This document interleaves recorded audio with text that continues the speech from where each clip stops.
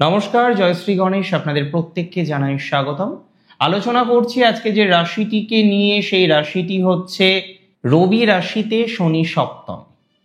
দেখুন, রবি আপনার দ্বাদশপতি হয়ে রাশিতে থাকা নেগেটিভ নয়, লগ্নাধিপতির দ্বাদশে থাকা বা রাশির অধিপতির দ্বাদশে থাকা এবং দ্বাদশপতির রাশিতে বা লগ্নে থাকার মধ্যে আকাশ পাতাল পার্থক্য থাকে। সপ্তমে শনি এমনিতেই আপনাকে লিমিটেশনের মধ্যে রেখেছে।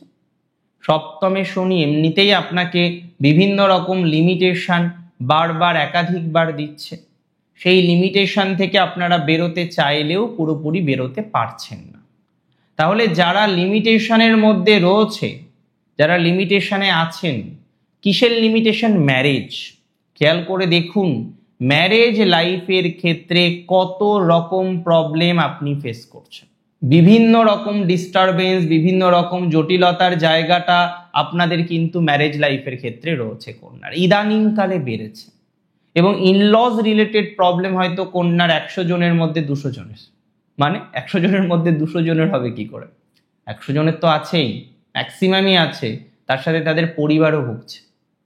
কন্যা রাশির জাতিকাকে বিয়ে দিয়ে তার মা শান্তিতে নেই, কন্যা রাশির জাতককে বিয়ে দিয়ে তার মা শান্তিতে নেই। সেখানে হাজার রকমের স্ট্রাগল, সেখানে নানান রকমের স্ট্রাগল। আমি বারবার একটা কথা আপনাদের বলতে চাই, এই যে রবি এবং শনির মিউচুয়াল অ্যাসপেক্ট, মিউচুয়াল মানে কি? যে রবি তার সপ্তম দৃষ্টিতে দেখছে শনিকে, আর শনি তার সপ্তম দৃষ্টিতে দেখছে রবিকে। তাহলে আলটিমেটলি একটা mutual aspect, seventh aspect, oppositional aspect. আমার গুরু বলেন seventh aspect is not good always. সপ্তম দৃষ্টি কিন্তু সবসময় শুভ নয়। প্রত্যেকটি প্ল্যানেটের আপনারা জানেন বিভিন্ন রকম অ্যাসপেক্ট আমরা দেখি, বিভিন্ন রকম দৃষ্টি আমরা দেখি, এবং প্রত্যেকটি দৃষ্টির মিনিং কিন্তু আলাদা, প্রত্যেকটি দৃষ্টির অর্থ কিন্তু সেম নয়। তাহলে আমি আপনাকে একটা কথা বলতে চাই। কি কথা বলতে চাই? যে রবি এবং শনির মিউচুয়াল অ্যাসপেক্ট, অর্থাৎ এই যে অপোজিশনাল অ্যাসপেক্ট, এই অ্যাসপেক্টে আপনার জীবনচক্র অনেকটা পরিবর্তিত হবে। আপনারা অনেকে আমাকে প্রশ্ন করতে পারেন যে দাদা কি কি ক্ষেত্রে পরিবর্তন হবে, কি কি ক্ষেত্রে পরিবর্তন হতে পারে।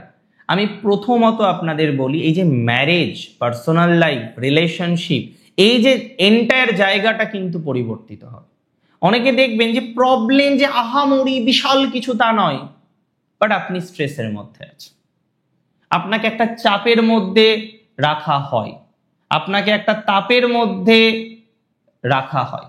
আমি পার্সোনালি মনে করি কিছু চাপ তাপ থাকলেও কিছুটা নিয়ন্ত্রণের জায়গা আসবে, কিছু চাপ তাপ থাকলেও কিছুটা নিয়ন্ত্রণ করে পথ চলার মতো অবকাশ আমরা লক্ষ্য করতে পারবো, কিছুটা চাপ তাপ নিয়ন্ত্রণ করে আমরা চলতে পারবো।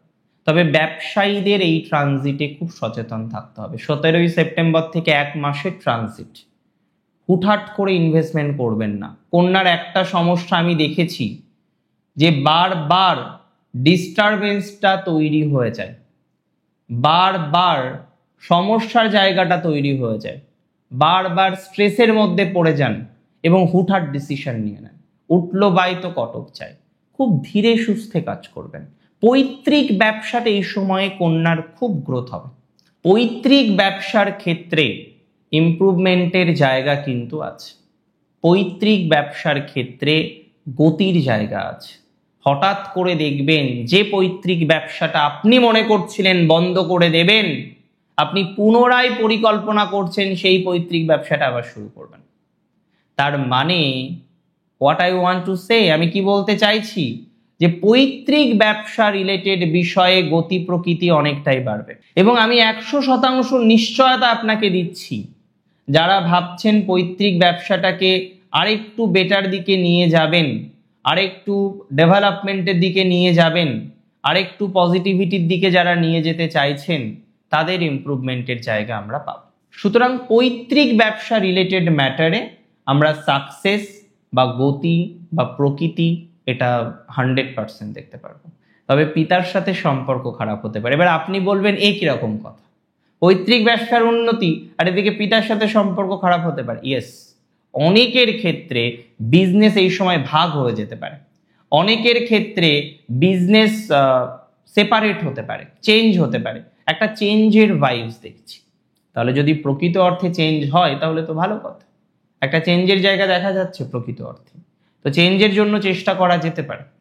এবং সব থেকে গুরুত্বপূর্ণ যে জায়গাটা, আজকে বিজনেস কন্যার বহু জাতক জাতিকারা করেন, সবাই পৈতৃক সূত্রের ব্যবসা নয়, অন্যান্য ব্যবসাও করেন, লোহার ব্যবসা করেন যারা এবং গভর্নমেন্ট প্রজেক্ট নিয়ে কাজ করেন যারা, যে সমস্ত জাতক জাতিকারা কানেক্টেড রয়েছেন এমন কোনো বিজনেসের সাথে, যে বিজনেসটা যে কোনো ধরনের গভর্নমেন্ট রিলেটেড প্রজেক্টের সাথে কানেক্টেড, আপনি প্রমোটিং করছেন গভর্নমেন্ট প্রজেক্ট নিয়ে, আপনি ডেভেলপিং করছেন, আপনি কন্ট্রাক্টর, তাদের ক্ষেত্রে ইমপ্রুভমেন্টের জায়গা আমরা 100% পাবো, কিছু টাকা চলে আসবে। এই ট্রানজিটে তিনটে জায়গা এক্সট্রিমলি পজিটিভ।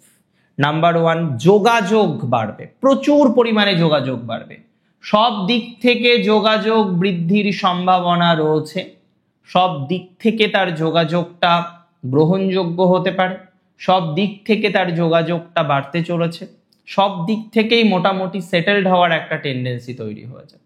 যোগাযোগ বাড়বেই, ইভেন পলিটিক্যাল যোগাযোগ বৃদ্ধিপ্রাপ্ত হবে, পলিটিক্যাল যোগাযোগ বৃদ্ধিপ্রাপ্ত হবে বলে মনে করছি, 100% মনে করছি। তবে সমস্যা আছে, সমস্যা হচ্ছে যারা গভর্নমেন্ট অফিসিয়াল এবং খুব উঁচু মার্গের অফিসিয়াল, উঁচু মার্গে যুক্ত বড় বড় অফিসার থাকেন কন্যার, তাদের কিন্তু কিছু শত্রু এই সময় ধোকা দিতে পারে, বাধা দিতে পারে, কিছু ডিফেমেশনের সম্ভাবনা আছে কন্যার।